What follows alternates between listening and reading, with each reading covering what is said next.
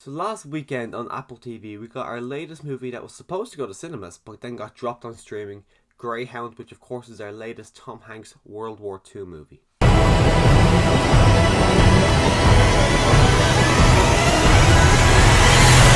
And I did watch this day of release. I was beyond excited for this. I was expecting it to be great. I had a little bit of a little bit of dread the fact that it was put straight to streaming, because all the movies so far this year that have meant to come out in cinema that then got pushed to streaming, I haven't really been a massive fan of the majority of them.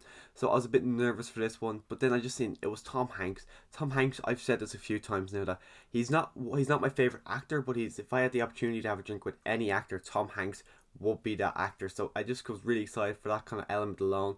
As well, the other World War II movie we have with Tom Hanks is of course Saving Private Ryan, which of course is one of the classic war movies. So I was excited to see him within a war movie again, and that is the benefit of this movie. Actually, not the benefit. That is probably the only positive I have in this movie is the fact that it's Tom Hanks. But the downside to that is we don't actually know anything about his character. We know that he got his feet bleed, we know that he doesn't like to eat, and we know that he's got a love interest. But beyond that, we don't really get much other from his character. The only reason you actually like his character is because it's Tom Hanks. Nothing else about this character makes him stand out. Nothing about this character makes him likable.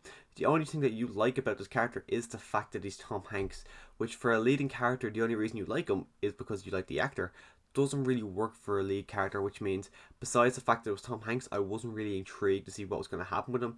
This character could have lived, he could have died. I wouldn't have cared because I had no emotional view on this character whatsoever. And because it's a World War movie, you expect to be on the edge of your seat. You expect to be really intrigued, really amazed to see what's happening on screen. And the fact that there was some cool, interesting stuff, there also was a lot of stuff that I found very boring. And this movie in general, I just found it to be very boring. And there's some scenes where, because it's a World War II movie, I'm pretty sure it is based on a true story as well. So you expect it to have a bit more of a, you expect it to be realistic. But there's a scene in particular when a torpedo gets fired and it literally bounces off the side of the boat and goes a different way.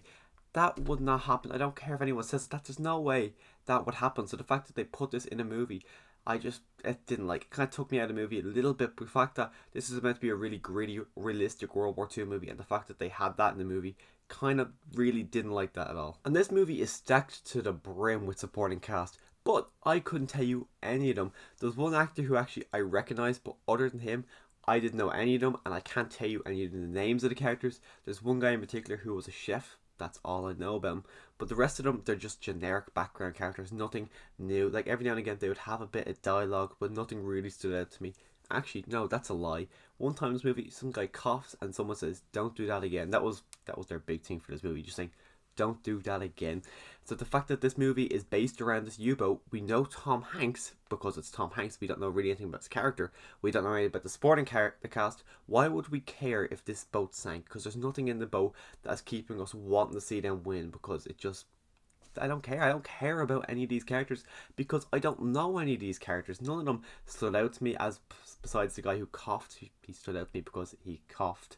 But other than that, none of these people stand out to me whatsoever. And there's this guy, I think it was a German guy, a Nazi German, who throughout the movie would just kind of make fun of them on an RC radio, which I thought was a really weird choice to do. I don't know whose idea that was. Actually, no, I do. It was Tom Hanks. Tom Hanks wrote the screenplay.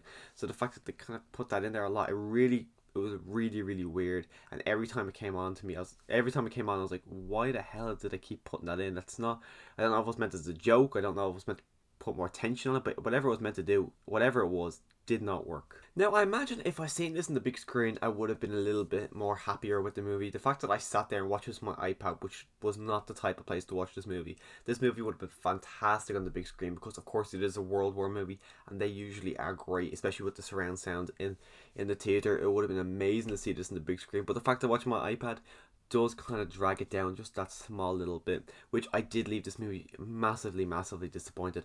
I didn't know anything about the movie. All I knew was the fact that it was a World War II Tom Hanks movie, and that's what got me excited. And I finished this movie incredibly disappointed, and I really cannot recommend this movie because I actually think this is a really bad movie. The screenplay, of course, was by Tom Hanks, and it makes sense. He did write and direct other movies in the past, but nothing like this, nothing like a World War movie. So the fact that he just didn't really stick to landing on the writing, which is the problem. The problem with this movie is the script. is the plot. None of it really works. There's actually really is not a plot. It really is just an A to B and a bit of dialogue throughout that just none of it really stuck for me. But if you have seen Greyhound, let me know your thoughts on Greyhound in the comment section down below. Click that subscribe button so you can see more content from me in the future. But as always, thanks for watching.